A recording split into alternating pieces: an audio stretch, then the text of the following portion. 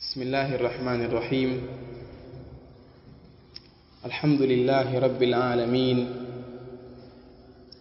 والصلاة والسلام الأتمان الأكملان على البشير النذير والسراج المنير، نبينا وحبيبنا ومصطفانا محمد صلى الله عليه وعلى آله وأصحابه أجمعين، ومن تبعهم بإحسان إلى يوم الدين. أما بعد، baada ya kumhimidi Allah tabaraka wa taala sambamba na ziada za khairi, kumtakia mtume sallallahu alayhi wasallam, ikiwa leo ni tarehe 1 ya mwezi wa 10 mwaka 2025 miladia, kadhalika ni tarehe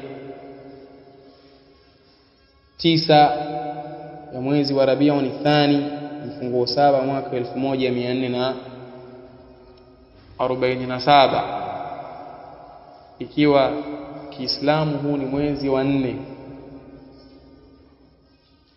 Tunaendelea na pale ambapo tulisimamia jana kwenye kitabu Ad-Da'u wad-Dawa'u, al-Jawabu al-Kafi liman sa'ala 'ani ad-dawa'i ash-shafi lil-Imami Shamsuddin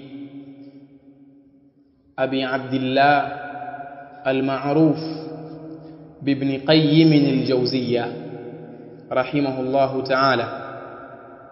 Na kama tulivyokwisha toa tambihi kuhusu utofautianaji wa chapa, lakini mimbabi tambihi, kuna chapa nyingine pale ambapo tunaanza leo inakuwa ni kama kipengele ama mlango mpya au faslu mpya, lakini kuna chapa na ndio muadhamu za wengi ni katikati ya maneno ndio tulisimama, na anwani yake ni kuwa ad-du'a yadfa'u al-makruha, dua huondosha lile lenye kuchukiwa, ile ambalo kuchukiwa. Dua huondosha lile ambalo huchukiwa. Yaqulu rahimahullahu ta'ala, wa kadhalika ad-du'a, Sheikh anasema na vile vile dua, fa innahu min aqwa al-asbab fi daf'i al-makruh wa husuli al-matlubi, hakika ya dua ni katika sababu zilizokuwa na nguvu zaidi. Min aqwa al-asbab, ni katika sababu zilizo na nguvu zaidi. Fi daf'i al-makruhi, kwenye kunako kuondosha lile ambalo huchukiwa. Kadhalika wa husuli al-matlub, kadhalika na kulipata lile ambalo hutakiwa. Walakin sasa hapa ndio vile vipengele ambavyo vahitajia umakini zaidi. Lakini Sheikh anasema qad yatakhallafu anhu atharuhu, huenda ikakaa mbali, ikatengana na hiyo dua athari yake. Athari ya dua ikawa mbali na hiyo dua. Lakini kama tulivyotoa maelezo jana, sio kwa sababu ya dua au sio kwamba Allah yeye ni mchoyo, la wal iyadhu billah. Anasema Sheikh, imma li dha'fihi fi nafsihi, ima ni kwa kule kuwa dhaifu hiyo dua yenyewe. Kuna wakati mtu aomba kitu ambacho kile kitu chenyewe ni kidhaifu, kwa Allah akaona kwa mja wangu huyu sio kupewa hiki bwana. Imma li dha'fihi fi nafsihi, ima kwa ule udhaifu wake hiyo dua yenyewe kwenye nafsi yake. Bi an yakuna du'aan la yuhibbuhu Allah, mfano kama kuwa ni dua ambayo haipendi Allah. Tayari kushapatikana dhaifu tayari, dua ambayo Allah subhanahu wa ta'ala yeye haipendi. Lima fihi min al-udwan, kwa yale ambayo hupatikana ndani ya hiyo dua katika uadui, ine kupitia yale ambayo hupatikana ndani yake ikawa ni sababu ya mtu kutokujibiwa dua yake. Wa imma li dha'fi al-qalbi wa adami iqbalihi ala Allah wa jam'iyatihi alayhi waqta ad-du'a, na ima ni kwa udhaifu wa moyo, yule ambaye anaomba ikawa moyo wake ni mdhaifu, moyo wake ni mdhaifu, na kule kutokuelekea kwake kwa Allah subhanahu wa ta'ala, na kule kukusanya huo moyo wa jam'iyatihi alayhi, na kule kukusanya huo moyo juu ya huyo Allah, au umeuelekeza kwake Allah subhanahu wa ta'ala. Wakati dua, wakati wa kuomba, wakati wa dua. Kwa hiyo sio kwamba kama tulivyosema jana, mtu aomba alafu hapo hapo anapoomba asema ngoja nijaribu, au anafanya kusema ngoja tujaribu wale mustadhi nao, hapo kasha maliza vilinge vyote hapo, asema ngoja tujaribu na wale mustadhi nao. Hiyo Mungu yupo ujue, kwambia afanye kuambiana sasa, ujue hii jamii Mungu yupo ujue. Fayakunu bimanzilati alqaus arrakhwi jiddan, ikawa hiyo dua yake ina daraja ya alqaus, upinde uliokuwa mlaini sana, upinde uliokuwa mlaini sana. Na ule upinde ukiwa mlaini ule, hata ukivuta ile alwatar, kamba yake ile, kivuta kwa lengo la kwamba asaham, ule mkuki utoke, hautokwenda na nguvu, utakwenda mdogo mdogo. Tumefahamiana hapo kama anavyosema Sheikh hapo.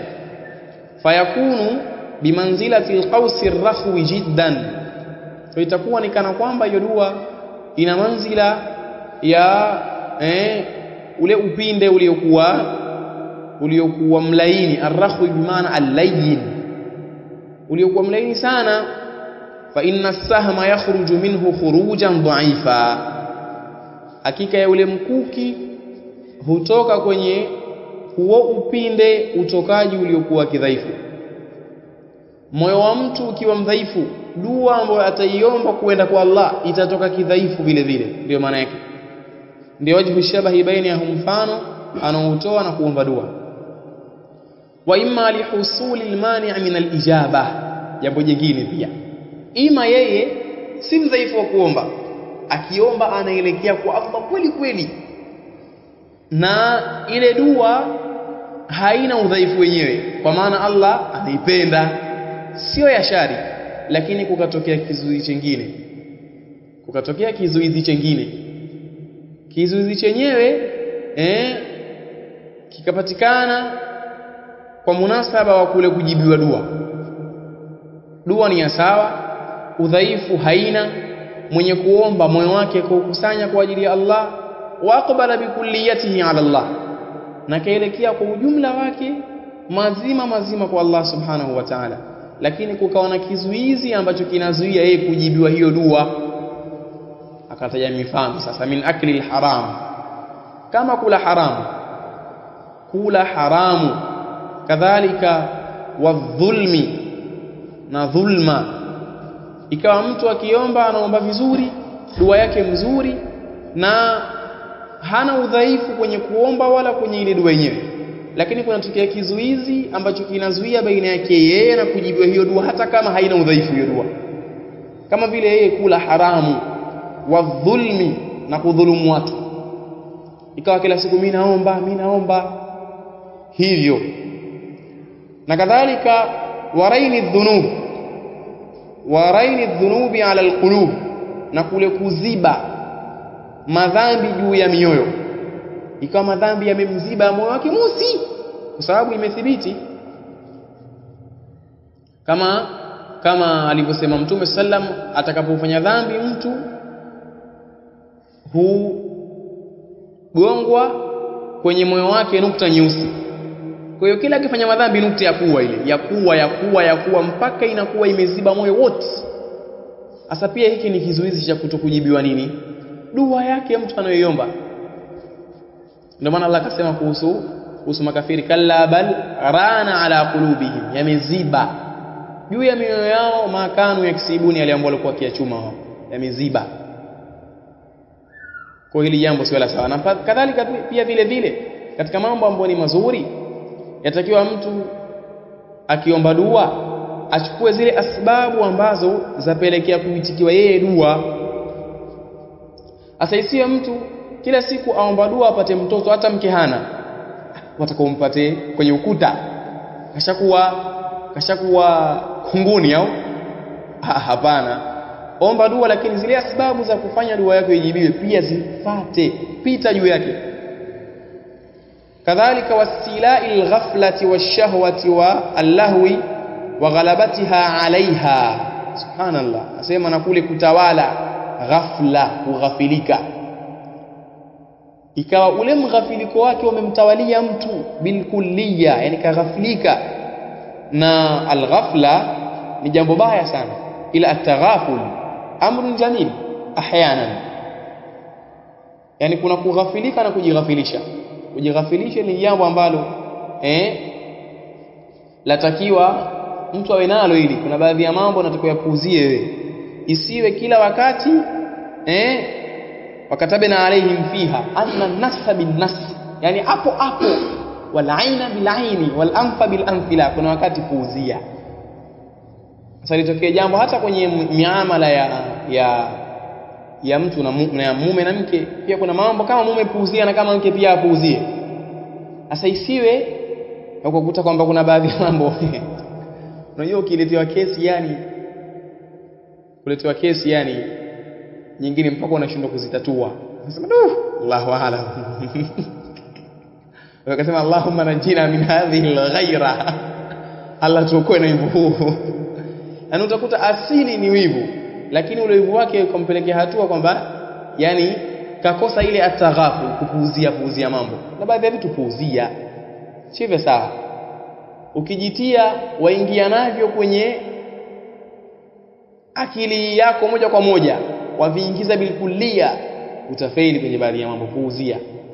Ndio maana mmoja kati ya wasemi akasema laisal ghabiyyu sayyida qaumihi lakinna sayyida qaumihi almutaghabi, mjinga sio bwana kwa watu wake, lakini anayejifanya mjinga almutaghabi, mwenye kujifanya mjinga huyo ndiye bwana. Kwa kuna baadhi ya wakati pia kuna vitu pia puuzia, hata marafiki kuna wakati huwa anakuudhi lakini hakuuzia, pengine anakutukana kuuzia, kuna wakati haina haja. Hasa yale mambo ambayo yamefungamana na wewe binafsi tu, haya ndio yani inakuwa ni bil ahammi zaidi kuyapuuzia. Yale ambayo mtu kakukosea lakini yafungamana na wewe tu binafsi, haijadhurika hapo dini yako wala chochote, bali ni bora kuuzia. Ndio maana Mtume kana la yudafi'u an nafsihi, kwa ajili sababu yani katajua yeye tu anapuuzia moja kwa moja. Na hii ni amalan biqaulihi ta'ala wa'rid 'anil jahilin wa'rid 'anil mushrikin, kupuuzia. Sasa lakini sio kwamba wewe ni mpuuziaji. Kuna tofauti baina ya kupuuzia na mtu kuwa ni mpuuziaji, kama ilivyo kuna tofauti baina ya kughafilika na mtu kwamba anajighafilisha. Ndio maana hata kwenye vijana sasa hivi ule msemo wa kuambiana kujizima data, ina maana mtu hata akiamua kwamba atakajizime hiyo data, kuna jambo atakalipitishe, anafanya kwa maswalihi ambayo anaona haya atayapata, hafanyi tu kwamba mmeamua tu jizime data, sio hivyo. Kwa hiyo pia katika vizuizi ni vile mtu kutawaliwa na kughafilika, anavyoomba yeye kabisa, yani hajui utukufu anachokiomba wala utukufu anayemuomba, kaghafilika kabisa yani. Washahwa, na matamanio, na yani katika maradhi mabaya sana yanausibu moyo, kwa sababu maradhi ya moyo yapo sampuli mbili, ashubuhat washahawat. Lakini maradhi ya ashahawat wanasema ulama hani yakhafu dararan min maradhi ashubuhat, maradhi ya kimatamanio yana madhara madogo kuliko maradhi ya shubha. Niangalieni shubha tu inaweza ikamfanya mtu mpaka akaua. Makhawariji shubha tu zile, watu watukana watu kwenye maulidi, shubha tu zile na mengineyo. Kama maradhi ya shubha ni mbaya sana, yani mambo ambayo yanakuja kwa nia nzuri, na pia ndio maana bid'a ikawa ni mbaya kuliko maasi yaliyokuwa yapo chini ya ushirikina, kwa sababu bid'a yafungamana na shubha na madhambi yafungamana na shahwa. Ndio maana haya yakawa ni akhafu dararan kuliko haya mengine. Kadhalika wallahu, kadhalika na kupumbaa. Ikawa mtu anasoma dua na anaomba dua, lakini kile ambacho yeye anakiomba hayupo kabisa. Anaomba hapo lakini anawaza mwanamke alizini naye mwaka juzi, aomba hapo, Allah nipe hivi, na kila siku mimi naomba sijibiwi, na matamanio mengine mbalimbali. na jingine lililokuwa baya zaidi, wa ghalabatiha alaiha, na kule kushinda kwake hayo matamanio, kushinda kwake hayo matamanio juu ya hayo maombi yanayoyaomba yakawa yamezidiwa na hayo nini, hayo matamanio. Wallahu almusta'an. Kama fi mustadrak al-Hakim min hadithi Abi Huraira, kama ilivyopokelewa kwenye mustadrak ya Imam al-Hakim kwenye kunako hadithi ya sahaba Abu Huraira radhiyallahu anhu, Mtume sallallahu alayhi wasallam amesema ani nabii sallallahu alayhi wasallam qala ud'u Allah wa antum muqinuna bil ijaba, muombeeni Allah subhanahu wa ta'ala na hali ya kuwa nyinyi mna yaqini ya kujibiwa. Kile mnachokiomba mna yaqini kwamba Allah atawajibu. Wa'lamu anna Allah, najueni kwamba hakika Allah la yakbalu du'aan, hakubali dua ambayo yatoka min qalbin. Kwenye chapa nyingine zimeandikwa min qalbin ghafilin lahin, lakini kwenye chapa kumekuja min qalbin lahin, hivyo tu, kwamba Allah hakubali dua itokayo kwenye moyo uliokuwa umeghafilika, uliopumbaa. Moyo ambao umeghafilika alafu umepumbaa, Allah hakubali dua inayotoka kwenye moyo huo. Fahadha dawa'un nafi'un muzilun liddai, hii ni dawa iliyokuwa ina manufaa ambayo ni yenye kuondosha gonjwa ile tatizo. Lakini ghaflatul qalbi anillahi tubtilu quwwatahu, kule kughafilika moyo ukaachana na Allah, ili jambo hubatilisha nguvu yake hiyo dua, hupungua nguvu dua kwa munasaba wa ule mughafala aliyokuwa nao mtu kwa Allah. Wakadhalika aklul haram yubtilu quwwatahu wa yudha'ifuha, na vile vile pia kula haramu ili jambo hubatilisha nguvu za hiyo dua na hudhoofisha nguvu za hiyo dua, zile nguvu zikawa dhaifu na mengineyo. Na akataja tukio ambalo linaonyesha juu ya ule ubaya wa mtu kutokujichunga na mambo ya haramu na madhara yake, kama fi sahihi Muslim min hadithi Abi Huraira, kama ilivyopokelewa kwenye sahihi Muslim kwenye kunako hadithi ya Abu Huraira, qala Rasulullah sallallahu alayhi wasallam, amesema Mtume sallallahu alayhi wasallam, ya ayuhan nasu, enyi watu. Na Imam an-Nawawi kaitaja ni hadithi ya 10 kwenye risala yake al-40 an-Nawawi, ni hadithi ya 10 kule. Enyi watu, inna Allaha tayyibun, hakika ya Allah ni mzuri. Allah ni mzuri. La yakbalu illa tayyiba, hakubali isipokuwa kizuri. Wa inna Allaha amara almu'minina bima amara bihi almursalin, na hakika ya Allah subhanahu wa ta'ala amewaamrisha waumini kwa yale ambayo kawaamrisha kwayo mitume. Faqala, akasema, ya ayuha rusulu kulu min at-tayyibati wa'malu salihan, enyi mitume kuleni katika vizuri na mtende yaliyokuwa mema. Inni bima ta'maluna alim, hakika yangu mimi juu ya yale mnayoyatenda ni mjuzi.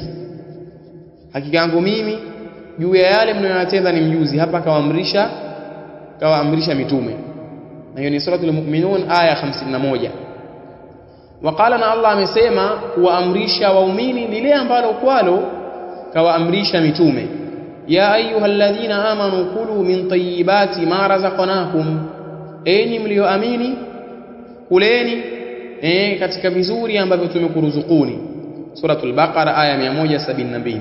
Na wanasema ulama, kitu hakiwi kizuri mpaka kiwe halali.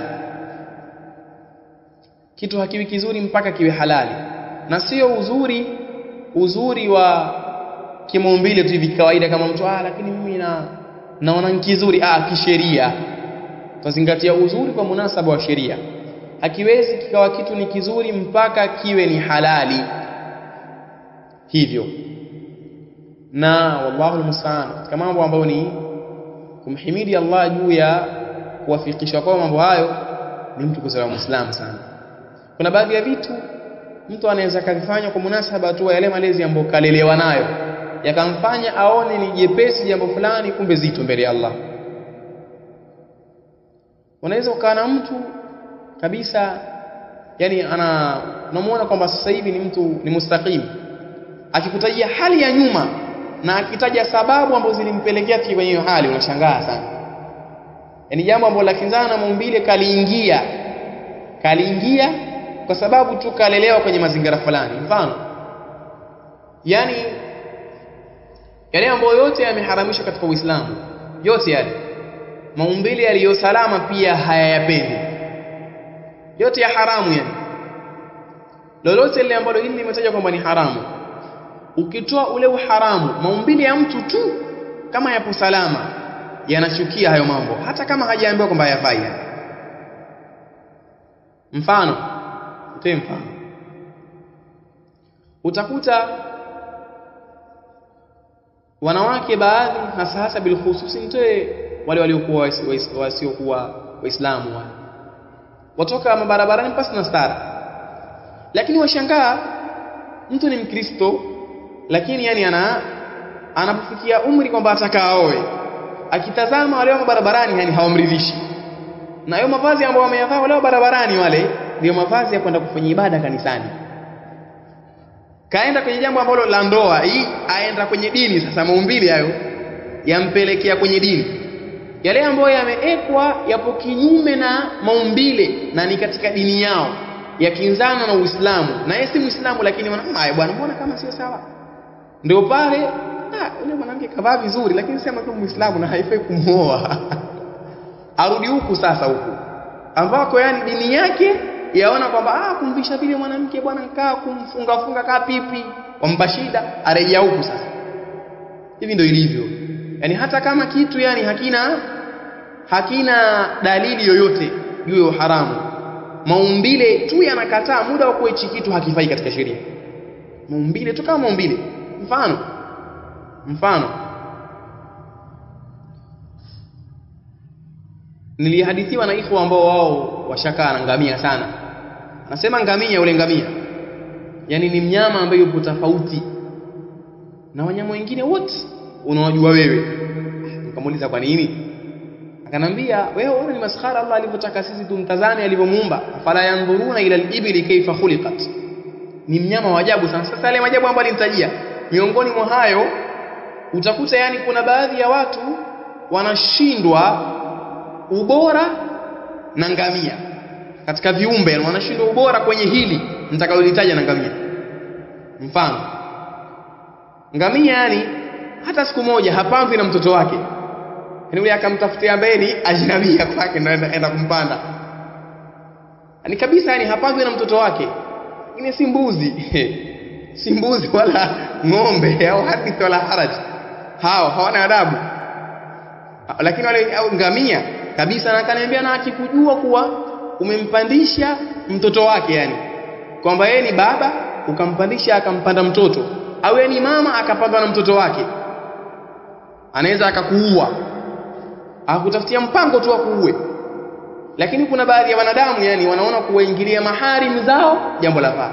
Kwenye hili yani ngamia ni bora kuliko wao, kwa kule kukinzana na maumbile yaliyokuwa ya Kiislamu na mengine mengi ambayo tutayaona hapa katika hadithi.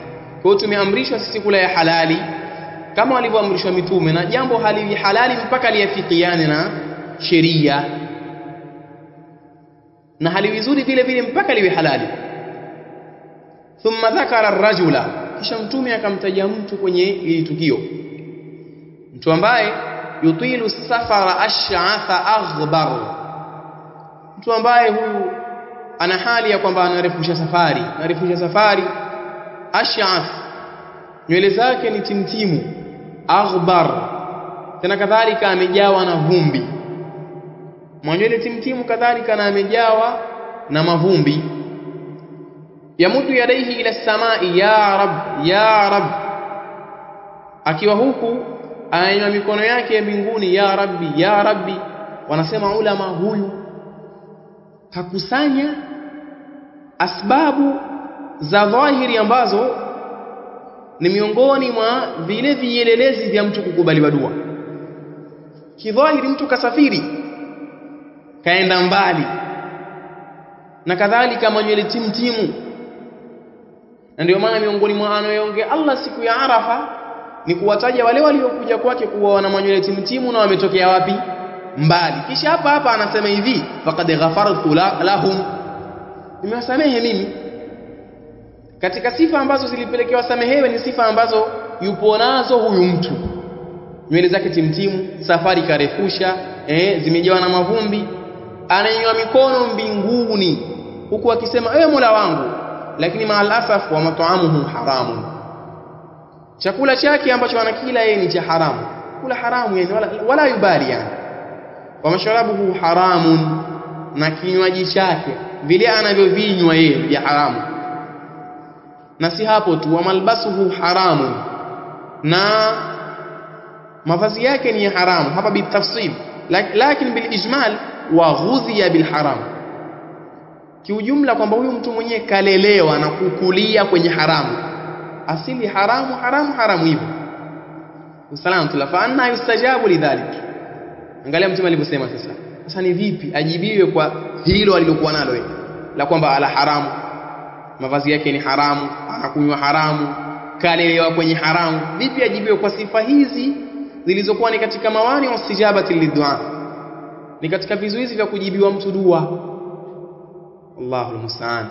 Na hiyo anna hapa anaposema watu wa lugha ni harfu listibad, kwa maana kupo mbali kujibiwa huyu mtu, kupo mbali sana kutojibiwa. Angao ukitazama kwamba yani hana kizuizi kwamba kaomba dua mbaya hapo, hajaomba dua mbaya, moyo wake umeelekea kwa Allah kwa sababu kafunga mpaka safari, manywele yake timtimu kwa maana ni mtu fakiri. Na katika watu ambao wametajwa kwamba dua zao zinakuwa zipo karibu zaidi na wanakuwa ni mutawadhi'un ni alfuqara, mfakiri, kinyume na al-aghniya, matajiri kidogo wanakuwa ni mutakabbirun. Pamoja na hivyo, kupitia jambo la kuamiliana na vya haramu ikawa ni kizuizi cha kujibiwa mtu dua. Sio kusema kwamba naomba mwaka wa 10 huu sijibii, kumbe una miaka 20 wafanya haramu tu. Miaka 10 ushewe na mingi na una 10 mara mbili yake. La, sio sawa hivyo. Wadhakara Abdullah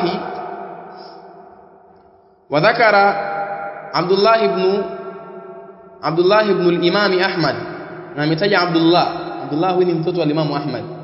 Ndio maana Imam Ahmad kuni yake ni kama kuni ya nani? Ya al-Imam Ibn Qayyim, Abu Abdullah. Fi kitabi az-Zuhd, kwenye kitabu chake az-Zuhdi ametaja li abihi, ambacho hicho kitabu ni cha baba yake. Kitabu az-Zuhdi ni cha al-Imam nani? Ahmad, lakini kataja al-Imam Abdullah ambaye ni mtoto wa Imam Ahmad. Kataja tukio hili, asaba bani Israila balaun, liliwasibu wana wa Israeli balaa, walipata na mtihani. Fakharaju makharajan, wakatoka kwenye matokeo, kwa maana wakaona tutokee njia fulani tuenzetu huko, kwa maana hawa nao watakawarefusha safari kwa lengo la kwenda huko wanapokwenda, ili wanini? Wakajibiwe dua. Wallahu almusta'an. Fauha Allahu azza wa jalla ila nabiyihim an akhbirhum, Allah subhanahu wa ta'ala akafunua wahi kwa nabii wake kwamba wape habari wao, annakum takhrujuna, kwamba hakika yenu nyinyi. Kuna baadhi ya chapa imekuja annakum na kuna chapa imekuja innakum, imekuja hivyo. Kuna baadhi ya chapa innakum takhrujuna, hakika yenu nyinyi, na hiyo ndio chapa ya muadhamu. Hii chapa hii yote imekuja innakum, lakini chapa hii imekuja annakum, imekuja anna, kwamba hakika yenu nyinyi mnatoka